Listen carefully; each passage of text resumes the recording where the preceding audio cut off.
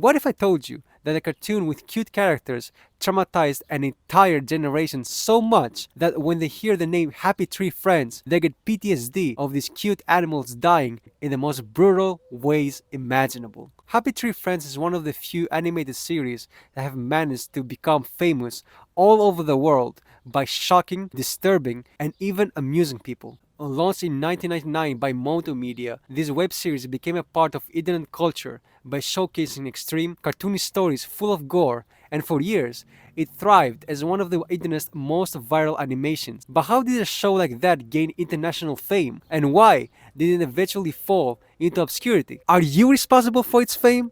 Or could you learn something important about yourself by the end of this video? I'm Blur Up. Subscribe for more.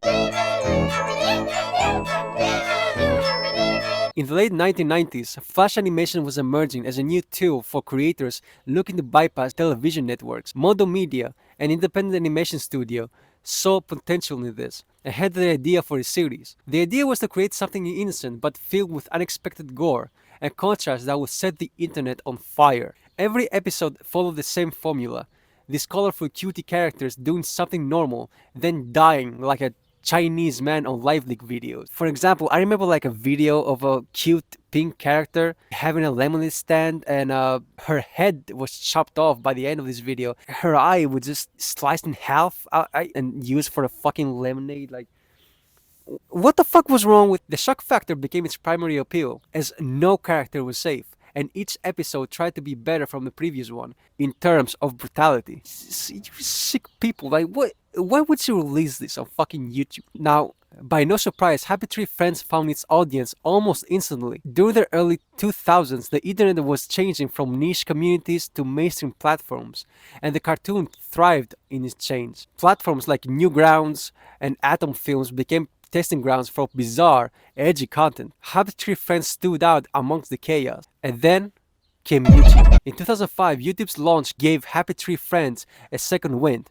Its episodes were short, wordless, and visually loud, perfect for sharing. People across the world could understand without any translation needed. There was no dialogue to localize, just screaming and blood. And I think this was a secret recipe that made Happy Tree Friends accessible to all. And when it's accessible to all, without language barrier to restrict it, it became a global brand. And this, in turn, made Happy Tree Friends so well known and welcomed by the internet worldwide into an inside joke of an entire generation. Of course, it couldn't stay harmless for long. Happy Tree Friends became the Trojan horse of the internet. Its visual style was made for kids to watch, and many parents assumed it was the kids' cartoon until it was too late. Their eyes couldn't unsee the horror, man. I guess it had a fun twist for its creators, which it was sick. That's part of the fun for them. Break the innocence of so many kids. Kids were watching it at school and were suspended. Some banned it. And funnily enough, some office workers were fired after being caught watching Happy Tree Friends on their break. What the fuck? Are you watching Happy Tree Friends at work? Am I fired? That's... In some countries, the backlash was severe enough to warrant bans or restrictions, website pulled links, and yet this only added to its mystique. Thankfully or not, this ended. As the 2010s rolled in, Happy Tree Friends began to lose its audience. Not because it got worse, but because everything else has changed. YouTube's monetization grew stricter, punishing violent content. Happy Tree Friends' nature was short and violent and was too risky to make money from. And more importantly, its audience taste had evolved. The internet and the generation that moved it wanted something deeper. A generation full with questions that a simple show couldn't answer. Shows like BoJack Horseman and, I don't know, Rick and Morty, I guess, brought something more into the plate that Happy Tree Friends couldn't keep up with. In 2016, a revival called Happy Tree Friends Still Alive was pitched through crowdfunding, but it failed. The world had moved on. The official YouTube channel is still up, occasionally uploading classic episodes and compilations.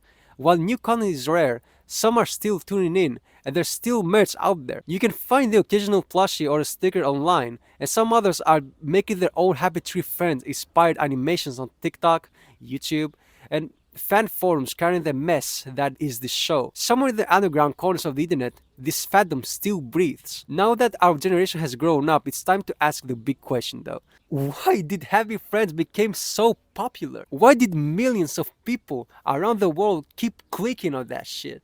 Keep watching as these cute animals were being torn into shreds. Keep watching as these cute characters were being torn into shreds. Happy Tree Friends is a cultural symptom. It had to exist. And it will always exist again and again in so many forms. Happy Tree Friends gave viewers a safe, cartoony space to explore this forbidden part of themselves. You weren't just watching carnage, you were enjoying it. We all have an unconscious desire to return to chaos, to flirt with destruction, to witness collapse, but from a safe distance. Happy Tree Friends gave us a playground for that, a place where we could indulge in brutal spectacle without consequence.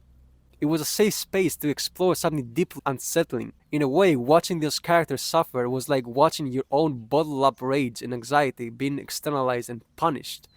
It wasn't just cute animals dying, it was a release, catharsis, a cartoon purge of the subconscious. Happy Tree Friends offered us a mirror not of who we pretend to be, but what we secretly crave to see. And you watched it. We watched it. We all did. Are we responsible?